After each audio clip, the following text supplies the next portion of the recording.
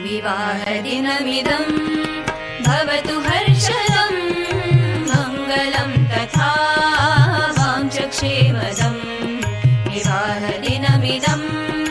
भवतु हर्षदं मङ्गलं तथा वाञ्छक्षेमदम् प्रतिदिनं नवं प्रेमवर्धता प्रतिदिनं नवं प्रेमवर्धता शतगुणं कुलं सदा हि मोदता शतगुणं कुलं सदा हि मोदता